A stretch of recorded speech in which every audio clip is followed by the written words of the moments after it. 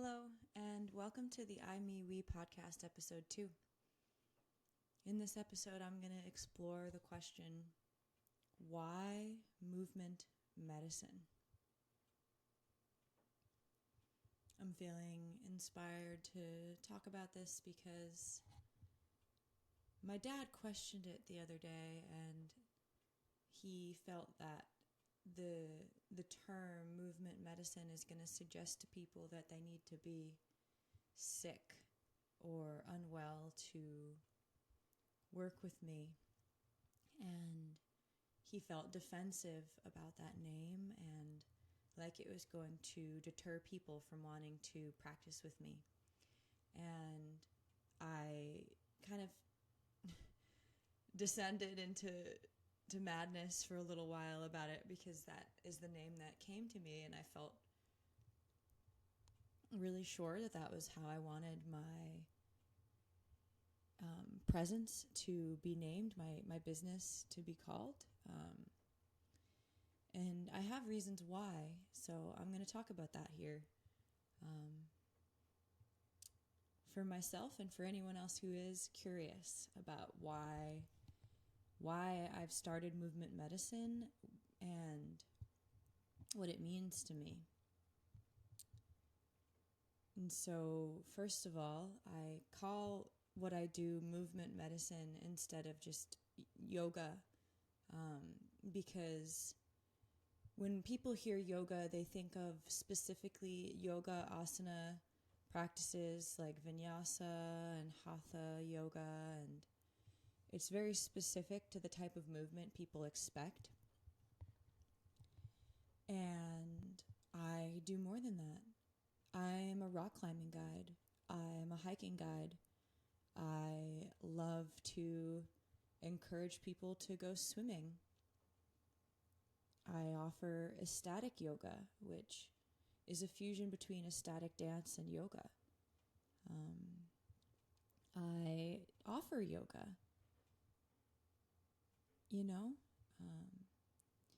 and when I say movement, I don't only mean movement of the physical body. I also mean movement of energy within the body through meditation and breathing practices, as well as movement of emotion through vulnerable sharing and communication and holding space for people to express everything that comes up for them in any practice that I offer. I could call it yoga though, because yogas chittavritti nirodha, which, pardon my Sanskrit, I try my best, is the second sutra in Patanjali's Yoga Sutras, which roughly translates to yoga is the cessation of mind clutter. So yoga is anything that you do that helps clear the clutter from your mind and bring better union into mind, body, and spirit. And that is the foundation of what I offer and what I do, is that I'm trying to help tap people into their bodies, clear their minds, not entirely because that's impossible, but to help with the process of learning how to observe the thoughts and not attach to every single one of them. It's a practice and it takes time and effort, and I would love to hold space for people in that. And then spiritual practices. I've been diving as a person who was raised in the Catholic school system and totally rejected religion and spirituality for a while, to come back to spirituality in my own way in the last 5-6 years or so, maybe a little more, has felt really special. Because the truth is that we are all connected as one collective earth spirit. We cannot exist in isolation. Everything impacts the other. And for a long time, I was on this path of just studying ecology and animals specifically. I didn't want to work with people. I was actually quite averse to working with people. I had a very strong lone wolf mentality, and I didn't trust anybody.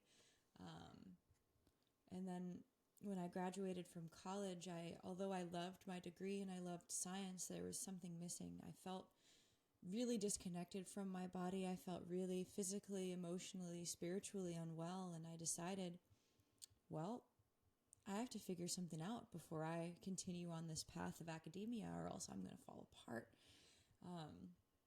And so the reason I call what I offer movement medicine is because movement is my medicine. Movement of my body, movement of my thoughts like clouds floating in the sky, movement of energy within my body through breathing properly and meditating and opening the channels within to allow energy, prana, life force to flow, to release blockages that cause pain and sickness. After graduating from college, I devoted myself to figuring out what my body needs so that I can be my most healthy, vibrant self, so that I can better be of service to humanity and to share what I learn and to share the energy that I gain.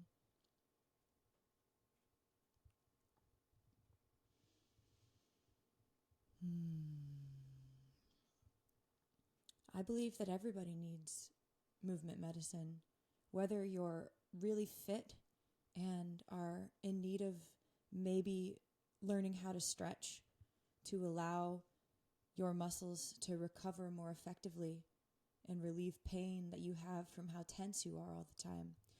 Or maybe if you are really resistant to moving and you spend a lot of time thinking about how you wish you could do yoga, or you wish you could stretch, or this or that, and you have all these stories about why you can't, so you just keep sitting, maybe self-medicating to relieve the pain, or disassociating. I was disassociated for a really long time. I was disconnected from my body for a really long time. And sometimes I still go back to that space, and every time I do, it's really scary because I know now what it's like to have a connection to my body. And I'll admit it's not always fun. It's not always pretty. Sometimes our bodies have some really rude messages for us to awaken to. Sometimes you get sick in a way that needs a lot more support than you can do on your own. And that's really scary. But something that I've learned is that there is a lot you can do on your own through paying attention and learning how to read the signs your body gives you. For free, you can go on walks every day to clear your mind a little bit, breathe fresh air, and move your body. Every day you could just put your hands on your abdomen and offer loving touch, poking around in there and seeing if there's any tension that maybe wants to be melted with love. You can learn how to breathe with your diaphragm. Even if you do nothing else, learning how to breathe from your diaphragm will improve your overall health and well-being. And that's what I'm doing. That's why I'm here. I've been learning a lot over the last 10 years or so, and through a variety of modalities. I mean, I mentioned before, I'm a rock climbing guide. I went from being somebody who couldn't run across a room without passing out to suddenly I'm trying to be a rock climbing guide, and I'm going to be honest, I cried a lot my first year. It was really hard. I felt like I didn't belong. I felt like an imposter because I was never athletic. I was active when I was little, as kids are, but something changed in me when I went through puberty, and I was depressed for a long time, and I didn't move.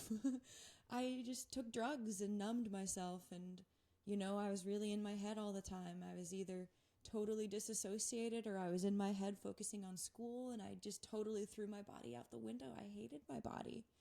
My body was useless to me. My body did nothing but cause me pain, and I didn't want to take care of it. And I got a little bit better in college, but it was really hard to do what I needed to do for me while trying to get good grades and trying to do research and, spreading myself really thin in a variety of focuses. And now I still have a lot of different things I do because my brain can't just attach to one thing at a time. I'm a very multifaceted, passionate, neurodivergent human who can't pick one thing. But my overarching theme is movement. It's movement medicine. It's learning how to breathe properly. It's learning how to connect to your spirituality so you never feel alone.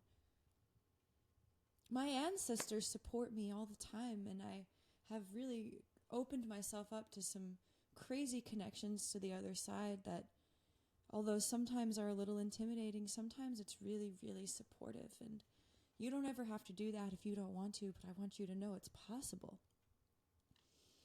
And then physical movement. After my first season of being a rock climbing guide, I was tense, I was anxious, my nervous system was fried. And then I took a yoga teacher training and I learned how to breathe properly. I learned how to meditate. I learned how to do restorative and yin yoga. I sunk into those practices. I needed balance. So that is what I am here to do. I am here to share the message of the importance of finding balance in the way that you connect to your mind, your spirit, and your body. If you're a super active person that does a lot of working out, maybe it would be a good idea to try to slow down. Soften into some stretches. Allow your muscles to relax.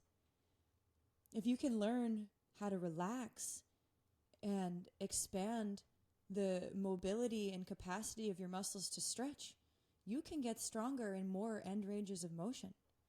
It's really fun. I can put my foot by my shoulder and stand up on it when I can't reach a hold at a rock climb. You don't need to be aiming for that goal, but it's important to have both flexibility and strength so that you don't injure yourself. And then if you're a person who struggles to move at all, or maybe you're really good at stretching, but your joints feel unstable and you're not confident in your ability to exercise. I'm not a physical therapist. I'm not an exercise coach per se, but I am somebody who really struggles with repetitive exercises. I'm working on building my capacity to do that because I know it's very important. If you're somebody who has past injuries or specific things that are going on, I will recommend that you do see a physical therapist or get support from somebody who knows how to do weight training and stuff because, balancing the strength of the counter muscles is really important. And there's also a lot you can do with yoga and dance. I used to not be able to do push-ups, and I had attachment to the story about my wrists being weak. I wouldn't weight my wrists because they were weak. Everyone in my family had weak wrists, and there was no chance I was ever going to be able to do handstands or anything like that because my wrists were weak. That was a story, and it was a lie. My wrists were weak, but everything starts weak until you build the strength. Yoga and rock climbing helped me build the strength in my wrists and a little support from a physical therapist to gain some knowledge about a few specific small exercises that I can incorporate into my practices to build strength. Your knees might hurt. That could be from weakness in your core and your hips, or potentially from tension in your hip flexors pulling your pelvis out of alignment. I speak from experience. I've had a lot of weird body things come up in the time that I've been trying to suddenly become an athlete after being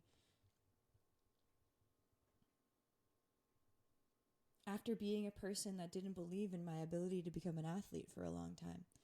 Never was it on my radar that I was going to be climbing mountains and taking other people up mountains for work. I can't believe it. And so I'm here to say you can start from nothing. You can feel like the weakest person, and you can start from there. You can learn to love movement, and your body will thank you. Your mind will thank you. Connecting to yoga helped exponentially in soothing my anxiety and depression. I still have waves where suddenly I lose connection to my practices, and for a couple of days I feel like everything's falling apart and that there's no chance I'm going to survive, and it's really dramatic and scary. I'm a little bit of a hypochondriac when I'm not in tune with reality. And the most important thing to remember is that you always just have to start where you're at and come back. You're never going to consistently work at maximum capacity. And that's been something that's been really important for me to recognize, is that each day is different, each week is different, each month is different. What you might have been really good at last month might be a little harder this month because maybe you fell out of practice, or maybe you're sick and your body is fighting something. And the most important piece is to not let any small setbacks stop you from trying. You can always titrate what you do to fit where you're at in each given day. The most important piece is showing up for yourself every single day for at least 5 minutes. Whether that's dancing to your favorite song and then taking a couple of minutes to breathe into your belly, or taking 5 minutes to do a core workout, or going on a short walk around the block to get some fresh air and move your legs, doing jumping jacks for a few minutes, and then giving yourself a belly massage to support digestion.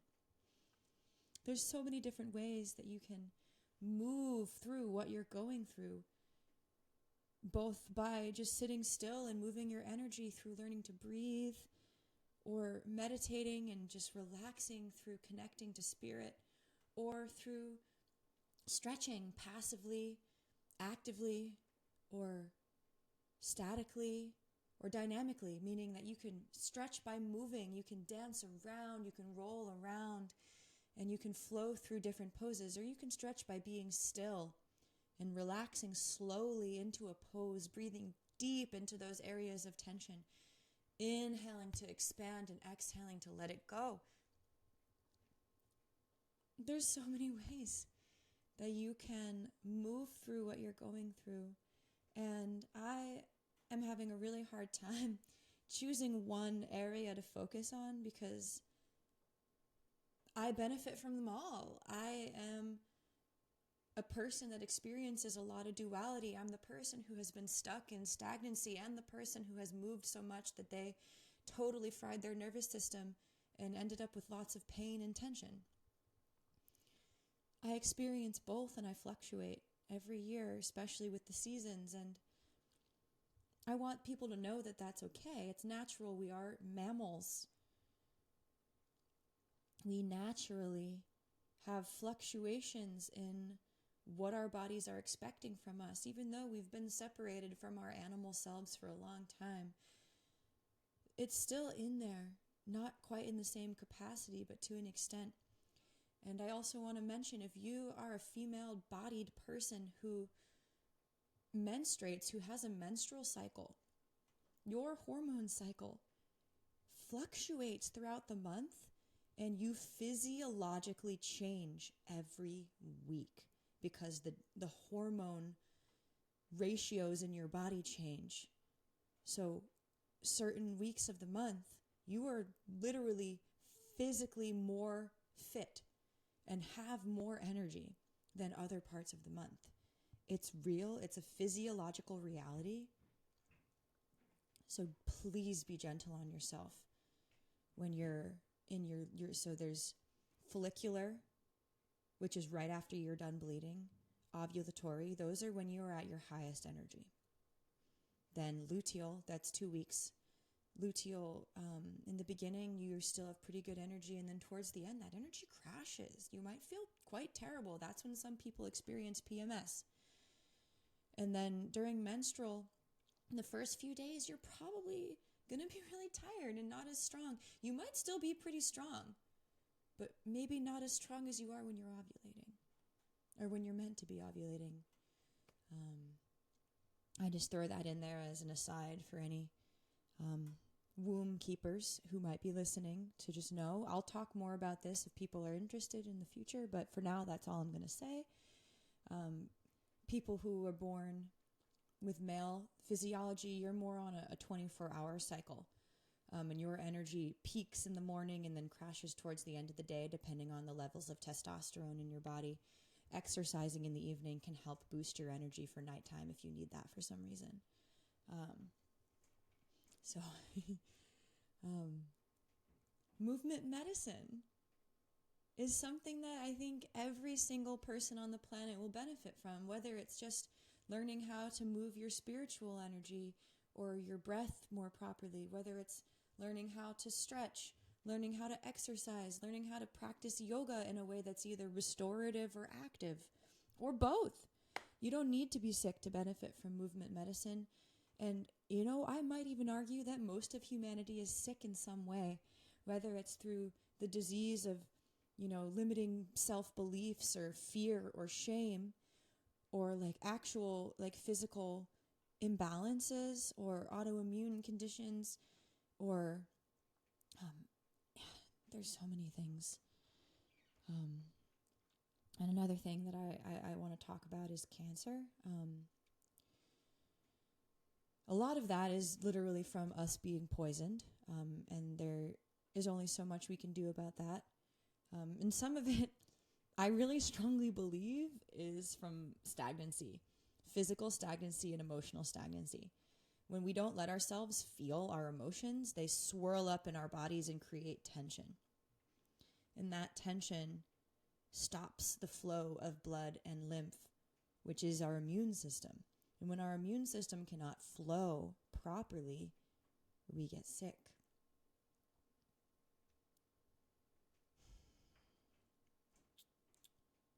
So, over time, in addition to sharing my personal story and information that other people who I get the honor of interviewing have to share, I'm going to share what I've been learning about the menstrual cycle, about the endocrine system, which are very closely related, the lymphatic system, which is the fluid in our body that literally clears diseases out.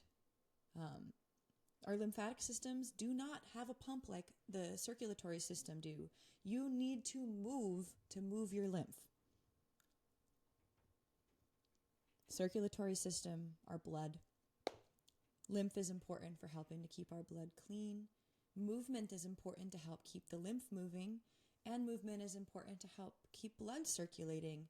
You got to get warmed up and open up so that things can flow.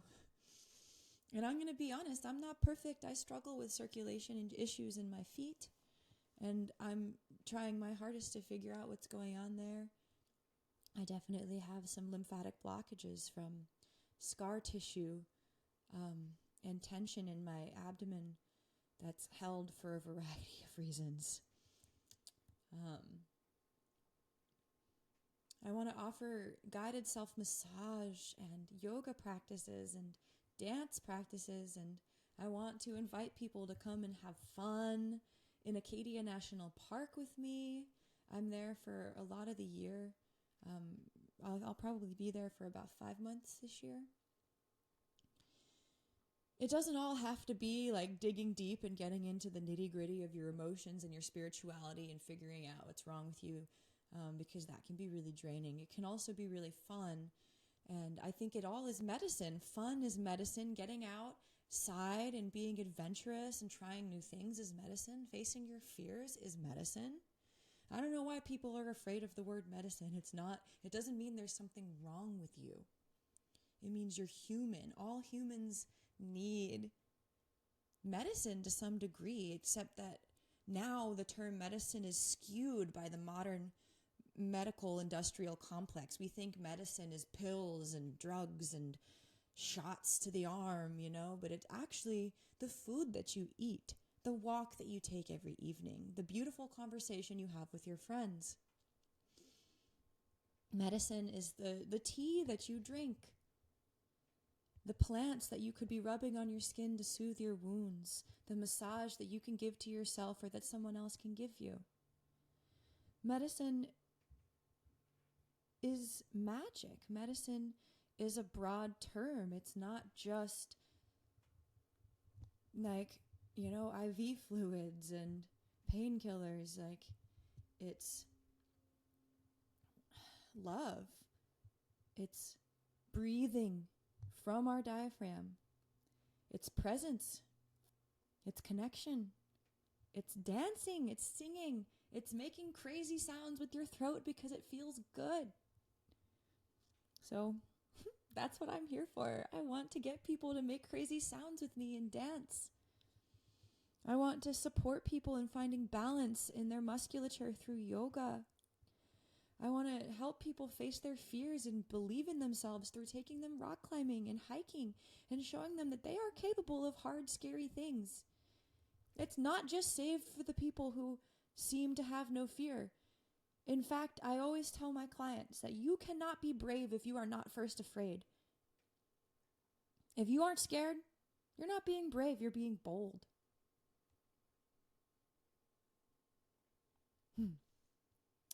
I'm scared all the time. I cry all the time.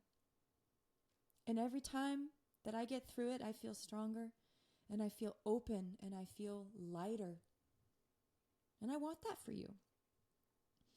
I want to build a humanity that is less afraid and more curious. I want to build a humanity that is less judgmental and more curious. I want to build a humanity that is more open and willing to share their truths and willing to hear the truths of others without writing them off as wrong if it's a little different from yours. Humanity is beautifully diverse, as is nature. Biodiversity is an indicator of a healthy ecosystem. If we were all the same, we would not be okay. It's really important that we're different. So that's that. I call my business Movement Medicine because movement is my medicine.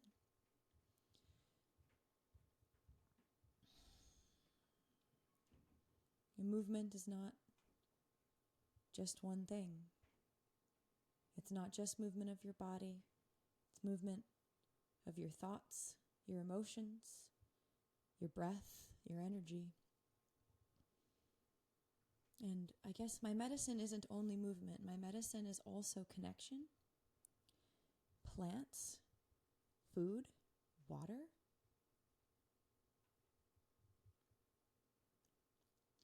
Presence. So, thank you for being here and witnessing me in sharing my truth. I really look forward to connecting with more people through this space. I really, really welcome you to ask me questions, to engage with me. I want this to be a collaborative effort. I'm going to keep on coming here every week and sharing whatever's on my heart. And I'm going to be reaching out to people and interviewing them. I have a lot of really beautiful, knowledgeable people in my orbit that I want to give the mic to and allow them to share their wisdom with you, because it is valuable to specialize in something. It's not currently feeling within my capacity to focus on one thing, but I really, really appreciate the people who do, because that is a good way to dive a little deeper. Although no one can ever be a specialist in truly just one isolated little thing, because everything is connected. Everything is connected. Everything within our bodies, everything within our communities, everything within our ecosystems is all connected. So, I feel like I'm starting to just like talk in circles. So I'm going to pause this here, and then I'll see you next time. Thanks for listening. Before we go, I invite you to just take a second and relax your shoulders. Take some nice deep breaths in your nose, filling your belly, expanding your belly with the inhale, relaxing it with the exhale. Release your jaw. Relax your forehead and your eyebrows. Relax your tongue and your mouth if you can. I just said a lot of things at you, and I want you to come back to your body now before going on with the rest of your day. Maybe place your hands on your heart and your stomach. Take a moment, maybe sway in circles or roll out your shoulders.